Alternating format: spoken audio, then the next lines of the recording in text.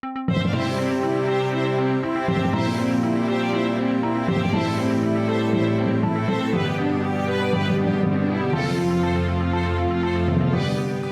up, Taiwan? I'm Brossard with news from here in Taiwan and around the world.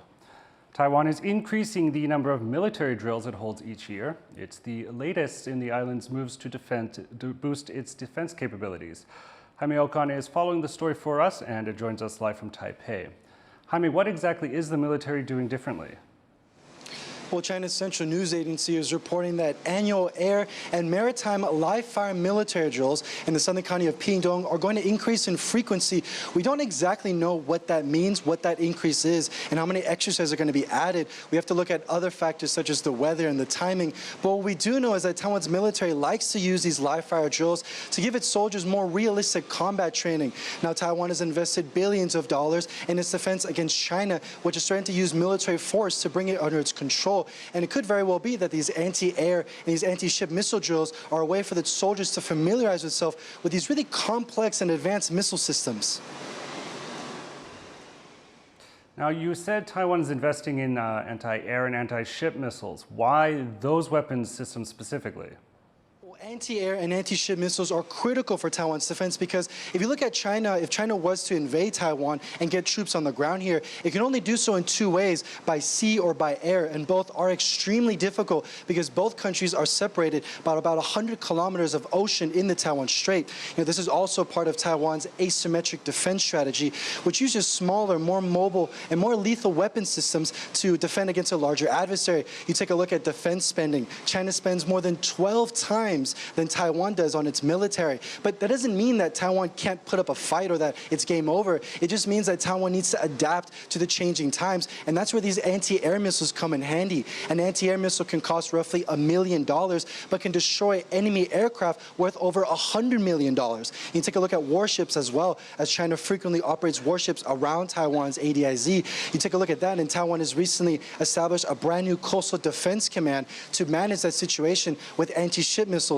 And interestingly enough, this asymmetric strategy is also known as the porcupine strategy because the whole goal here is to cover Taiwan with a variety of missiles across the island so that Taiwan is too prickly, like a porcupine, so that China doesn't even attempt an invasion in the first place. Thank you for that, Jaime. That was our reporter Jaime Okan speaking to us from Taipei on the military's new policies. China has set a 5% economic growth target and boosted defense spending at the country's annual legislative meeting. With a wavering property sector and geopolitical headwinds, the target is ambitious, but as Rosie Greninger reports, economists believe the country's goal is within reach. A heavy security presence outside Beijing's Great Hall of the People as delegates arrive for China's annual legislative session. Facing massive pressure to find solutions for the country's troubled economy, the National People's Congress is where Beijing's leaders lay out key economic and social development goals for 2024. In his annual report, the country's number 2, Premier Li Qiang, stressed the need to maintain economic growth despite challenges. 今年发展的主要预期目标是，国内生产总值增长5%左右。 城镇新增就业1200万人以上，城镇调查失业率5.5%左右。提出上述预期目标，综合考虑了国内外形势和各方面的因素，实现今年预期目标并非易事，需要政策聚焦发力，工作 加倍努力，各方面齐心协力。 Despite its many problems, slow recovery from the COVID-19 pandemic, weak spending, high unemployment and a property crisis, China is hoping to resuscitate confidence and spending. Spending will go up, including a 7.2% increase in the country's defense budget in 2024, which would bring military spending to just over $230 billion. And internationally, Beijing is also facing a challenging environment, especially in its relations with Washington. The US is set to choose its next president later this year, but Chinese officials say they're focused on the current administration. 中方的态度一以贯之，就是按照习近平主席提出的相互尊重、和平共处、合作共赢三原则，推动两国关系稳定、健康、可持续发展。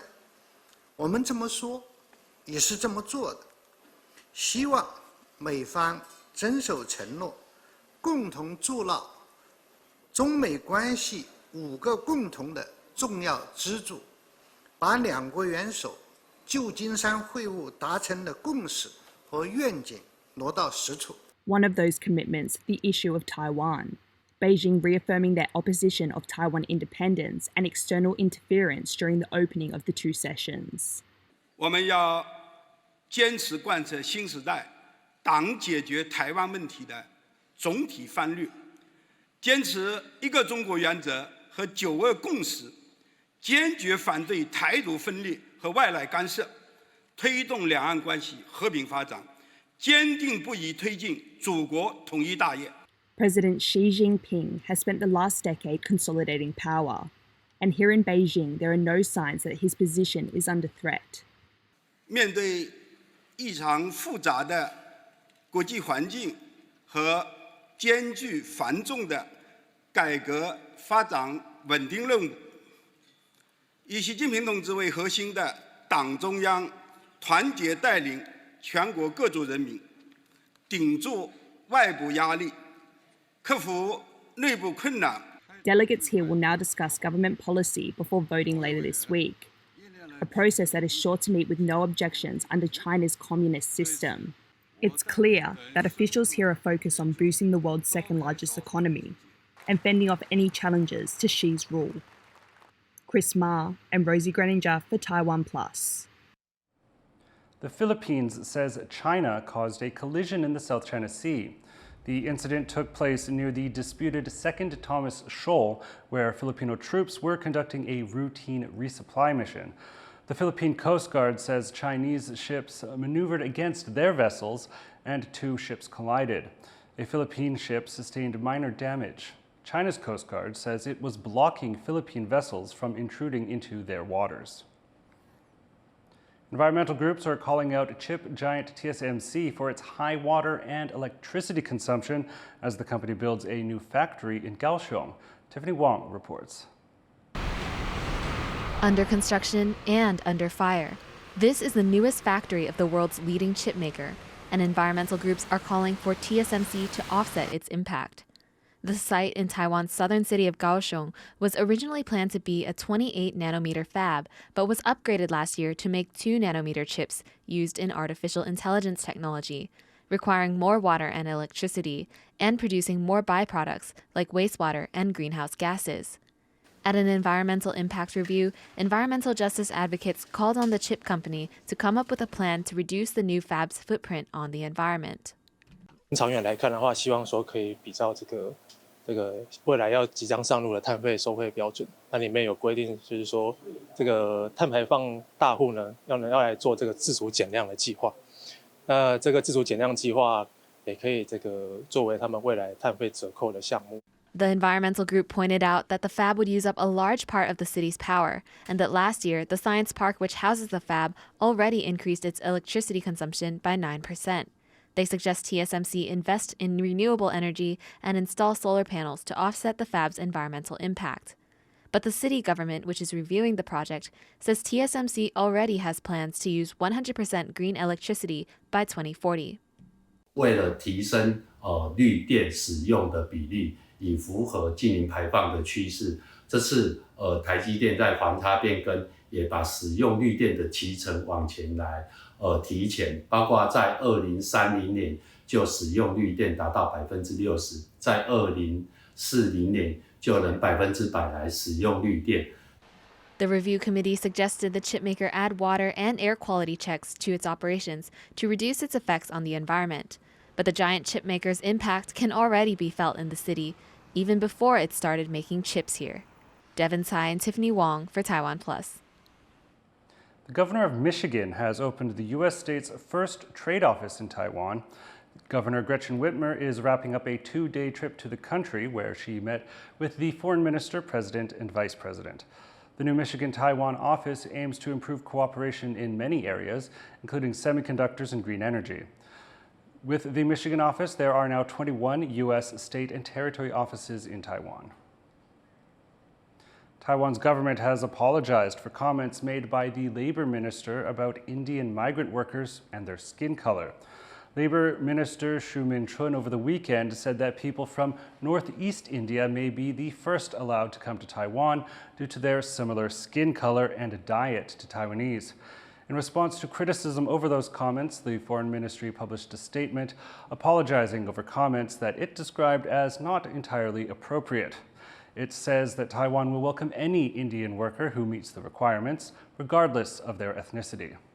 The Labor Ministry also released an apology for the remarks, which it says may have been misunderstood by the outside world, saying that the minister's comments were imprecise and were not meant to be discriminatory.